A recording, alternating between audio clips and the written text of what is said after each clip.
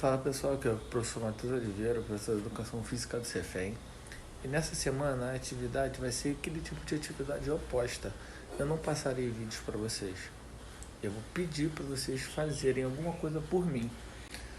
Nessa semana eu vou disponibilizar um e-mail próprio para vocês me enviarem a atividade, na qual eu vou pedir para vocês escolherem uma das atividades que eu passei para vocês.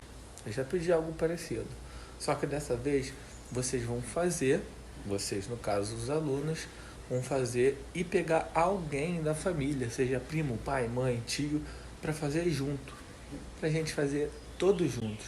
O objetivo não é só a gente ficar saudável, e sim os nossos familiares, as pessoas que estão ao nosso entorno, todo mundo se exercitar e todo mundo ficar bem de saúde.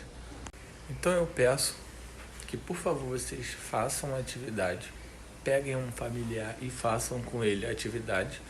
Não precisa ser completa, faça o exercício que eu passei, um ou dois exercícios que estão dentro dessa atividade que vocês vão escolher e me enviem para o e-mail que eu vou disponibilizar aqui no rodapé, na legenda desse vídeo. Olha, eu peço que vocês mandem e por favor, se possível, tentem manter a constância de exercícios e atividades que eu passo. É muito importante. A gente está em casa, a gente fica parado, a nossa imunidade cai se a gente ficar sem fazer nada, a gente engorda, muitas coisas. Então vamos manter a saúde, tá bom, pessoal?